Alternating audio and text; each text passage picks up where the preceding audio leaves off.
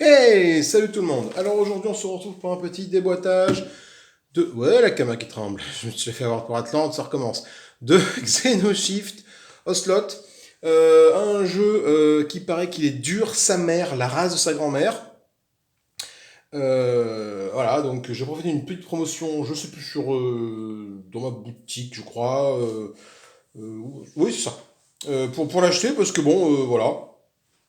Bah, du moment que je voulais le prendre, celui-là, la difficulté m'a peut-être un peu rebuté. Après, bon, commence à être habitué un peu des jeux difficiles, hein, entre Shadowrun, Death Angel, non, Space Hulk, Death Angel, et ça, voilà, qui sont relativement durs.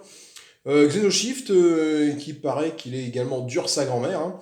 Donc, on va bien voir un petit peu déjà comment ça va se passer. Surtout, on va commencer par voir ce qu'il y a dans la boîte, hein, parce qu'elle est encore sous cello, la boîte. Je ne l'ai pas ouverte. Donc c'est parti pour cette petite découverte, ce petit déboîtage de ce qu'il y a dedans, cette boîte de Xenoshift Osnot. Alors, donc là, pour les règles, tout ça, c'est assez simple. Oh là là, la caméra qui tremble. C'est assez simple, a priori. C'est un mélange de Tower Defense et de Deck Building.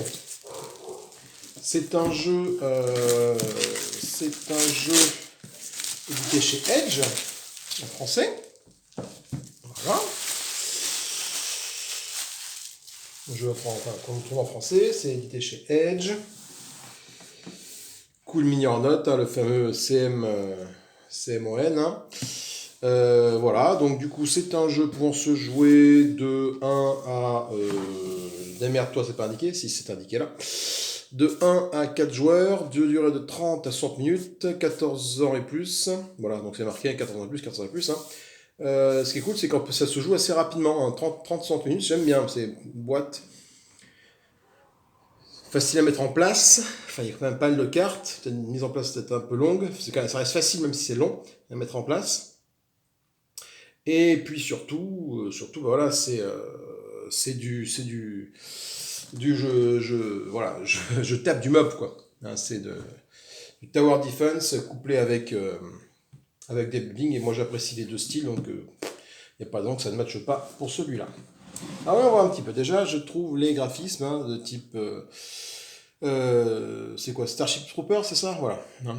C'est exactement ça, quoi. Une base est attaquée, on la défend avec nos soldats, ben, ils vont mourir, les bêtes vont mourir, et puis à la fin, il faut réussir à survivre. Alors, qu'est-ce qu'on a dedans? Un petit truc de Edge.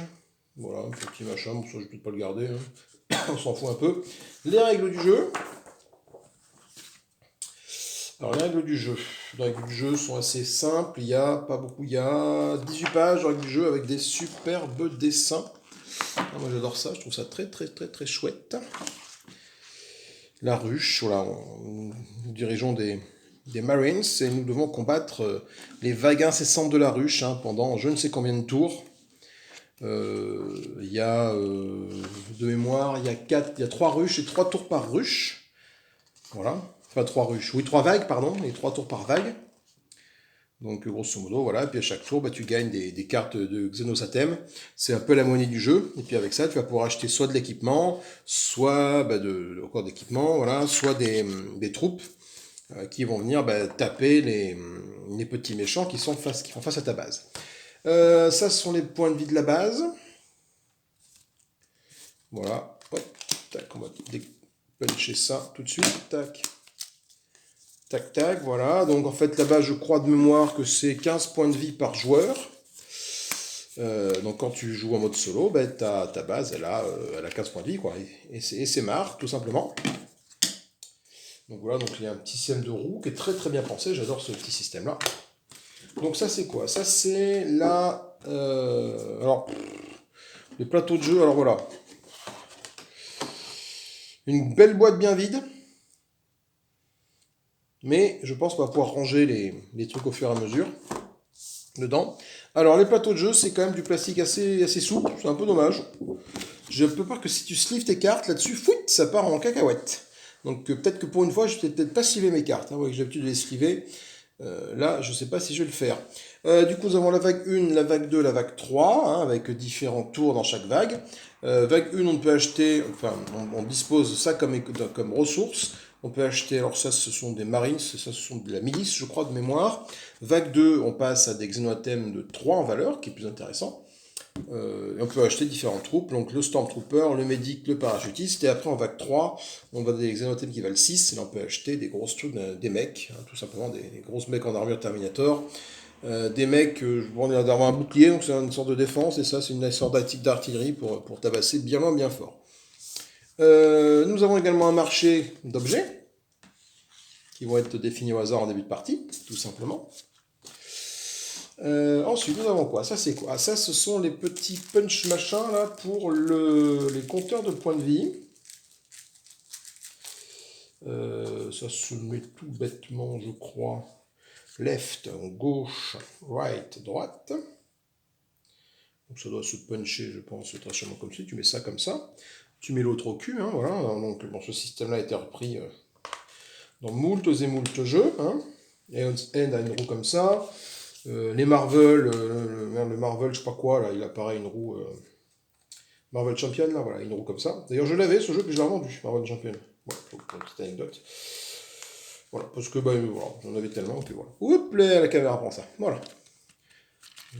Donc, voilà, ça tourne bien vite, hein, je sais pas si ça peut se serrer plus, mais voilà.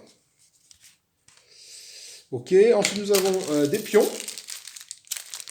Alors des pions pour signifier des blessures que l'on subit ou que l'on donne aux adversaires, et des petits marqueurs pour dire qu'on a éventuellement réalisé utilisé telle ou telle compétence pour nos personnages. Ici nous avons les pistes de combat des personnages, des méchants, pardon, voilà, donc ils vont se mettre avec une grosse flèche, hein, donc c'est par là que ça se passe, hein, tac tac tac, donc on va mettre dans ce sens-là, tac tac tac, les cartes de chaque vague ici, et nous après, avec notre main, on va pouvoir mettre des cartes ici, pour faire face, comme ça, face à face, hein. Donc la première case ici va combattre la première case qui est ici, etc., etc., jusqu'à ce qu'il n'y ait plus personne à combattre, d'un côté ou de l'autre. Hein. S'il n'y a plus personne à combattre chez nous, c'est la base qui prend des points de dégâts. S'il n'y a plus personne à combattre du côté de la vague, on est tranquille, on respire un tour de plus. Et nous avons une tétrachier de cartes. Voilà, alors du coup, ça, ok. Alors, on insère, ok, il est bien foutu. Là, on y fout les jetons, mais je pense que les jetons, je vais les laisser dans la boîte. Là, parce qu'on va y mettre là-dedans, par exemple, je sais pas trop, c'est pas trop l'intérêt. Ça, très sûrement, voilà, comme ça. Voilà, ou ça au fond. Et alors du coup, on va voir un petit peu. Donc là, on a, ça c'est quand même bien fait, la vague, la ruche vague 1, la vague 3, Nortex, c'est la société que l'on représente. Voilà, il y a plein de moultes et moultes cartes. On va essayer de dépioter ça ensemble. On va commencer, tiens, à toi, par la vague 1 par hasard. Voilà, donc tu veux pas t'ouvrir, donc c'est une scène classique, hein, voilà. Alors, on va y voir un petit peu. Déjà, est-ce que les cartes doivent être slivées ou pas? Est-ce qu'elles sont assez épaisses? Ouais, non, elles sont pas très épaisses, les cartes. Hein. Le problème, c'est que j'ai peur que si je les sleeve, elles se mettent à glisser entre elles. Et, enfin, surtout glisser sur les tapis de jeu qui sont un petit peu glissants. Donc voilà. Donc les cartes, déjà, par contre, effectivement, elles glissent pas entre elles parce qu'elles sont collées les unes aux autres. Voilà, on va les décoller. Donc nous avons différents ennemis. Donc là, nous avons le tamponneur. Voilà, le tamponneur, du coup, il a un petit effet. On voit qu'il affiche 3 points de dégâts, il a 1 point de vie. Il y a 4 tamponneurs. Des bourdonneurs, pareil, 3 points de dégâts, 1 point de vie. Il a un petit effet aussi. Là, c'est le drone. Voilà, donc en fait, il y a 4 dans une vague, il y a 4 représentants de chaque espèce, on va dire. Le drone qui est là, 1, 2, 3, 4. Non, il n'y a que 3 du drone, lui. 1, 2, 3. 3 drones, pardon, j'ai une bêtise. Non, le voilà. 3 drones, 4 drones, 4 bourdonneurs. Les assimilés. En tout cas, les dessins sont chouettes. Hein. Les cartes collent, par contre. Les assimilés. Cet ennemi tue un soldat, défaussez tous les équipements de ce soldat et placez-le en dernière position sur la ligne de front de l'ennemi, intégralement soigné. C'est désormais un ennemi qu'il faut jusqu'à ce qu'il soit tué. Voilà, donc on a un bel parasite qui vient prendre possession de notre soldat. Donc il faut le tuer avant qu'il n'arrive à tuer un de nos bonhommes, sinon c'est la mélasse. Des nécrophages. Je crois que quand il est tué, lui, il revient à l'arrière avec un seul point de vie. Donc il y a pareil, 4 nécrophages, normalement, 1, 2, 3, 4. Les cartes collent vachement, c'est bizarre. Et un enfumeur, un petit machin qui fait des proutes là. Voilà, 4 enfumeurs. Et on a un boss. On a un boss par vague. Qui lui a un effet, la nuit protectrice. Voilà, c'est le seul comme ça. Donc c'est le boss. Voilà, donc ça c'est la vague 1. Voilà, les monstres de la vague 1. Donc je sais pas trop où est-ce qu'ils se rangent. Voilà, ils ont effectivement les... Oui, c'est quand même bien pensé, ça, tu peux ranger tes vagues, alors je sais pas trop où elles se vont être là, au pif. Ensuite, c'est quoi? Ça, c'est le marché. Le marché, donc là, on a les Stormtroopers qui sont là. Voilà, enfin, c'est pas le marché, ça, c'est les objets que tu peux, les trucs que tu peux acquérir au fur et à mesure de la partie. Le marché, c'est différent. Le marché, c'est des cartes... Voilà, Stormtroopers, on a, je sais pas combien d'exemplaires de Stormtroopers. Donc Stormtrooper, lui, du coup, tu peux l'acquérir lors de la vague numéro 2. Parce que c'est indiqué là, comme ça. Ici, Stormtroopers, ils sont là, voilà. Donc tu les poses là, tac. 3 d'attaque, 4 points de vie, voilà. Il y en a 6, 7, 2, 4, 6, 8. Ok. Ça, c'est eux. Là, on a les miliciens qui sont ici. Donc c'est un peu les grouillots de base. Hein. Les grouillots de base. Putain, disons, les cartes collent sa mère. Hein. Je sais pas combien de miliciens. T'en as une tête rachée de miliciens, a priori. Voilà, t'en as une dizaine. 3, 4, 5, 6, 7, 8, 9, 10, 11, 16 miliciens, d'accord, donc eux, ils vont se mettre là, tout simplement. Donc après, à voir comment tu réagences la boîte, hein, je sais pas trop, les miliciens, peut-être que je vais les foutre ici, je sais pas, ou là, je sais pas trop. On va voir un peu comment ça s'organise, je sais pas trop. J'espère qu'il y a un exemple d'organisation de cartes dans la boîte, parce que ça va être un peu compliqué sinon. Les miliciens, les Stormtroopers, ensuite du coup, qu'est-ce qu'on a là? On a la vague 3. Ah non, nuit protectrice, non, c'est pas fini la vague 1, pardon. Ah ouais. C'est pareil, c'est toujours un concept hein, de ranger les cartes. Je sais pas, après il y a peut-être des tailles maximales ou minimales que tu mets dans des paquets comme ça plastique, mais là tu retrouves des cartes encore de la vague 1, quoi. Voilà, en fait la vague 1 du coup, hein, voilà, j'ai dit une bêtise, c'était pas le boss, ça évidemment. La nuit protectrice que j'ai mélangé, voilà, ce sont des ennemis de base de la vague 1, tout simplement. Voilà.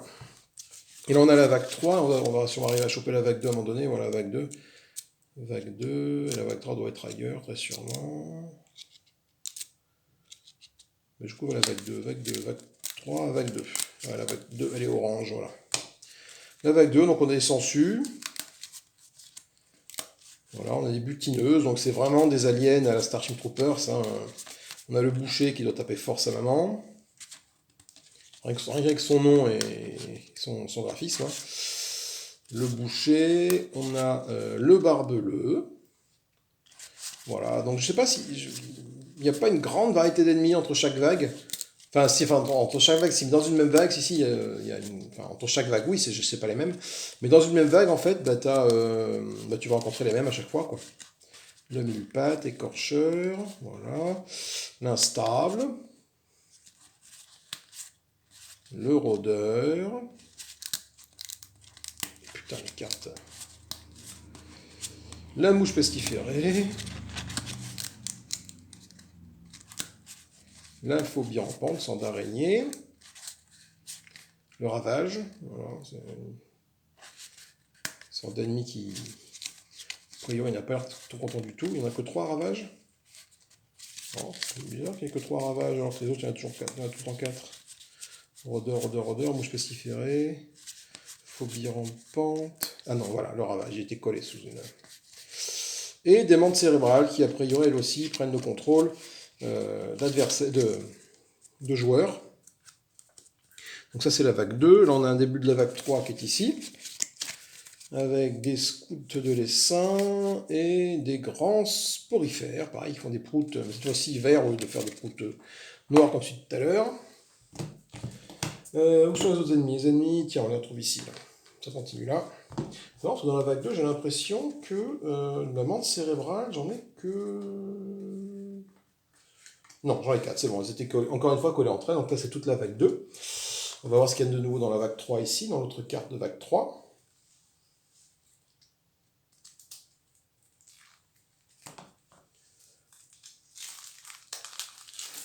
là.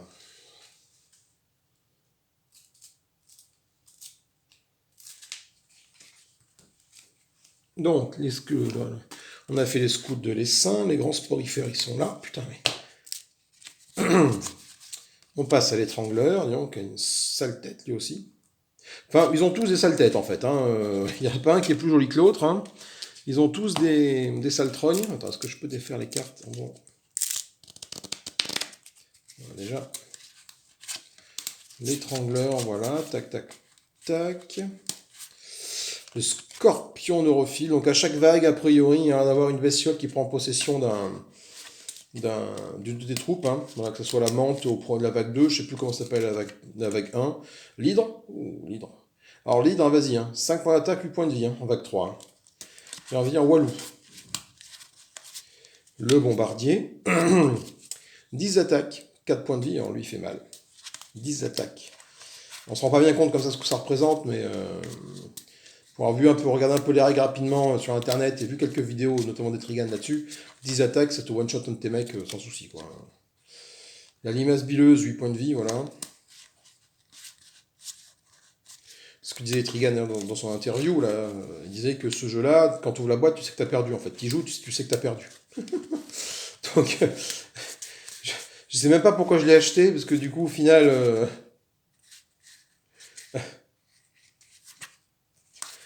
si c'est vrai... Enfin, du coup, je pense que c'est vrai, parce que j'ai vu des vidéos, effectivement, il dit qu'il n'a gagné aucune partie. Donc, ça va être un peu la même chose, quoi, pour moi. Du coup, on a... Ça, c'est les boss. On a 2 boss par vague. Cafard bilaire pour la vague 1, le vigilant pour la vague 2, la ver des roches, ils ont un petit icône ici d'ailleurs, tiens. Le ver des roches et le frelon carnivore, et la matrice vengeance, c'est le glas désespoir. Ça c'est différents boss, donc je crois que quand tu joues à 1, tu n'en mets qu'un par... par vague, hein, pour pas que ce soit trop la merde. Ensuite, qu'est-ce qu'on a comme petite cartoonette? Alors, on va ouvrir, je sais pas si on va ouvrir, mais on va continuer. Tiens, on va faire ça avec un Xenoathème. Donc ça, un Xenoathème, c'est des cartes de ressources que tu gagnes à chaque début de tour. Quand tu es en vague 1, tu gagnes celle-là. Voilà, là, elle colle pas celle-là. Non, tu gagnes ça. À chaque début de tour de vague 1, tu gagnes ça. Après, quand tu es en vague 2, tu gagnes des Xenoathèmes de valeur 3. Et etc., etc. Donc ça, c'est... Ah, mais 3, les voilà d'ailleurs. Là, tu avais 1. Voilà. C'est marqué en vague 2. Quand tu arrives à la vague 2, du coup, tu peux incinérer 3 cartes comme ça pour gagner une carte qui se transforme grosso modo en une carte. Une carte comme ça, une carte de vague 3. Une carte de valeur 3, pardon. Ce qui est toujours plus intéressant d'avoir une carte de valeur 3 que 3 cartes de valeur 1. Voilà. Et puis du coup, c'est pareil, quand tu arrives à la vague 3, si jamais tu y arrives, les Xenosathèmes de niveau 3 peuvent devenir des Xenosathèmes de niveau 6. Voilà.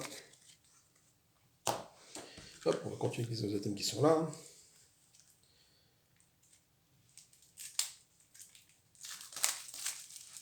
Alors ces cartes-là collent moins bizarrement. Voilà. On va trouver les Xenosathèmes niveau 6, ici. Tac, tac, tac, tac, tac, tac, tac, tac, tac. Ensuite, là, nous allons trouver les fameux équipements du marché que tu peux acheter contre de l'économie. Donc, injection de stimulants, des bio-augmentations, des medipacks. Donc, il y en a 4 de chaque truc, j'ai l'impression. Une navel médicale. 1, 2, 3, 4. Oui, c'est 5. Un steampack. 1, 2, 3, 4, 5. Robot médical. Donc, on est peut-être dans la pile d'amélioration médicale, a priori, là. Don de reconnaissance. Vaisseau de largage. Et des mines de 0. Alors, les mines 0, il y en a 3. Voilà, donc du coup, hop. Donc, il faut rechoper le paquet suivant. Hop, il est ici. C'est quand même bien fait. Tu vois, c'est un petit jeu de piste en plus entre les différents paquets.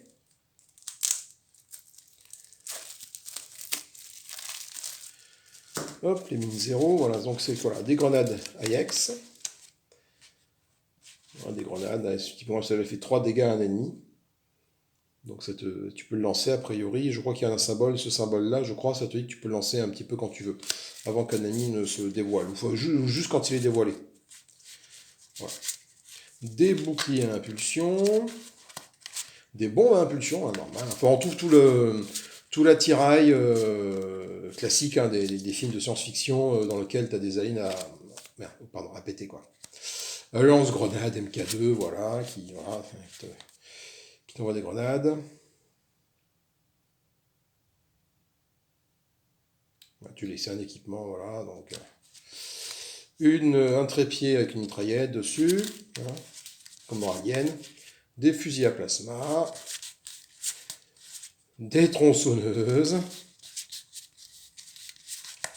des fusils d'assaut, donc tout le bon parfait petit attirail des lance-roquettes, hein, du parfait petit Marines, des armures, on arrive sur les armures, qui se défendent contre une invasion de bestioles pas jolies. L'armure pulsar, donc on va repartir, maintenant il ne reste plus qu'un paquet dans le réseau paquet. Hop, ça, les mines 0, je vais les mettre là avec les autres mines 0. Voilà. On repart sur de la mine pulsar qui est ici, ce paquet-là.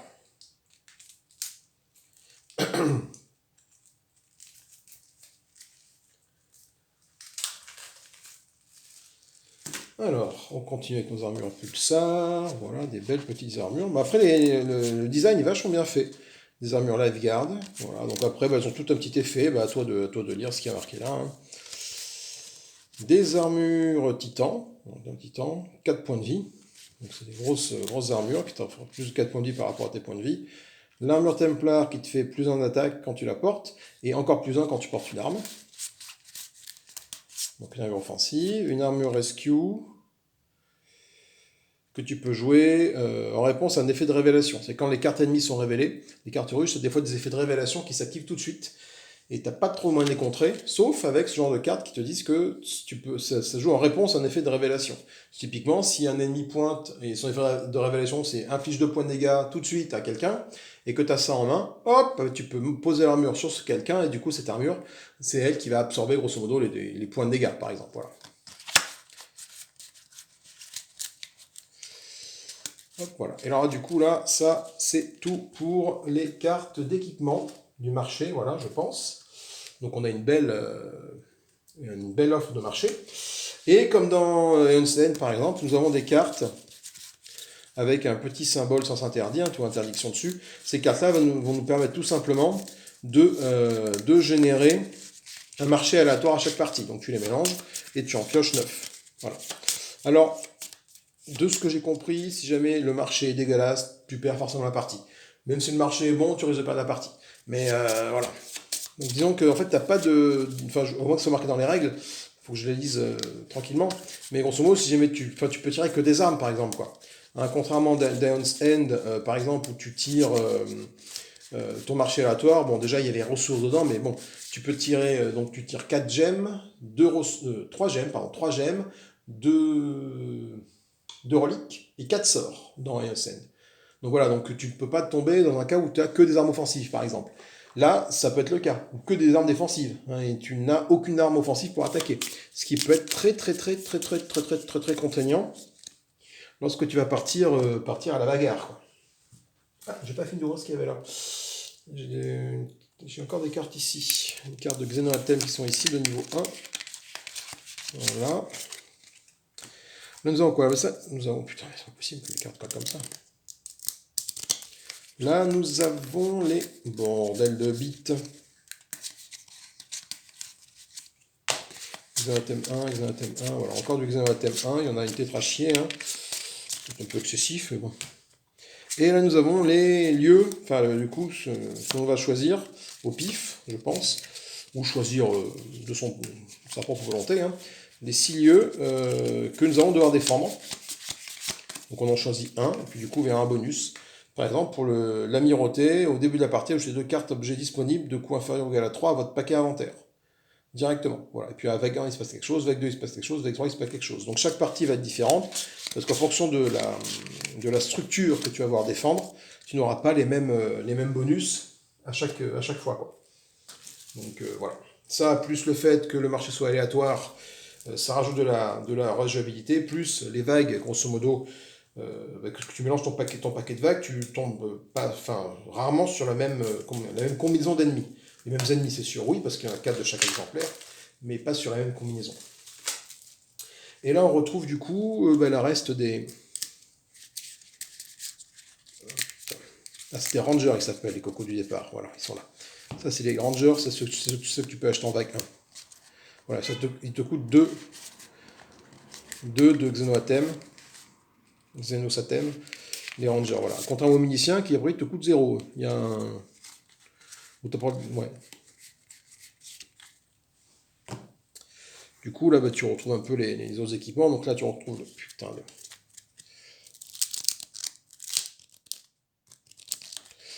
tu retrouves le cuirassier Ajax. Hein, voilà, donc de la vague 3. 6 attaques, 6 points de vie. Une espèce de grosse armure. Putain, mais grosse armure à glace. Ah, je vais râler pendant tout le déballage, les gars. Voilà. Nous avons l'exo cuirassier MK Defender. Indispensable avant la vague 3. 3 points d'attaque, mais 10 points de santé. Donc un bon gros tank des familles. Hein. Il coûte 6 de Xenothème à acheter. Voilà. Putain, je vais me flinguer les cartes avant d'y jouer à ce jeu là. Et nous avons la batterie d'assaut Hyperion, qui est l'inverse. Hein. 7 d'attaque, 5 de points de vie, qui est une grosse batterie, une grosse SCA, quoi, hein, qui ne s'emmerde pas dans la. Qui fait pas dans la finesse et qui balance des gros missiles sur les vagues d'aliens qui nous chargent. Voilà. Donc ça, ce sont les troupes de niveau 3, de vague 3 qu'on peut acheter. Et on trouve les troupes de vague 2. Donc on a le Toubib, qui permet de soigner, comme son nom l'indique. Voilà, le Toubib. On a le parachutiste. Alors le parachutiste, du coup, il fait quelque chose quand il arrive. 5 de puissance et 3 de défense. On peut déployer ce soldat chaque fois que vous avez la possibilité de jouer instantanément. Donc il y a une notion de jouer instantanément qui se fait dans les règles, il faut lire un peu comment ça se passe. Mais à chaque fois, hop, tu peux le poser, du coup tu n'es pas obligé de le préparer sur ta ligne de combat.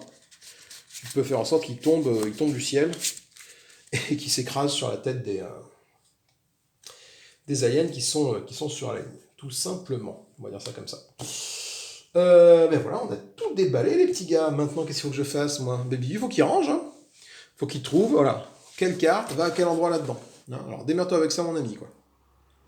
Je pense que ça va pas être trop compliqué, mais bon, on devrait s'en sortir, quoi.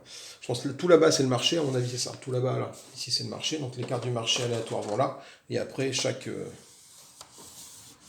un truc individuel va là, et là, ça va être les troupes que tu rencontres, en fait, au fur et à mesure. Ok, et eh bien écoutez, voilà pour ce petit déballage rapide de Xenoshift. J'essaie de faire une partie rapidement, les règles ne sont pas très compliquées, il n'y a pas beaucoup de pages. Donc j'essaierai de vous présenter une partie rapidement après ce déboîtage. Comme d'habitude, hein, j'ai des milliards de vidéos à vous présenter, de choses à faire. Bon, ben, on advienne que pourra, quoi. Écoutez, laissez-moi des commentaires sur ce jeu si vous l'avez. Si vous l'avez et que vous l'avez avendu pour une raison ou pour une autre, je suis très curieux de savoir pourquoi, hein, même si je me doute de la question. Typiquement, un jeu que j'ai vendu parce que je trouvais trop dur, moi, c'est Last Bastion. Voilà, Last Bastion, non, je l'ai acheté, ça me plaisait. Et j'ai aucune victoire, mais vraiment aucune victoire, quoi. J'y ai joué un quinqueur de fois, et je l'ai mis au placard pendant quelques mois, j'ai ressenti un mois après, et impossible de me remettre dedans, impossible de me reconcentrer dessus. Je l'ai mis en vente, il est parti. Voilà. Je suis pas du genre à vendre des jeux, même s'ils sont durs, mais celui-là, ouais, celui-là, je pouvais pas. Et puis j'y prenais aucun plaisir, en fait, si vous voulez. En plus, à y jouer, je m'amusais même pas à y jouer à point de branler. Des fois, il y a des jeux, bah, tu tentes d'autres trucs, mais là, même pas, aucun plaisir à y jouer. Donc, du coup, je l'ai revendu. Bref. Pouce en l'air, pouce en bas, abonnez-vous, patati patata. Je vous fais des gros bisous, amusez-vous bien. Salut, salut!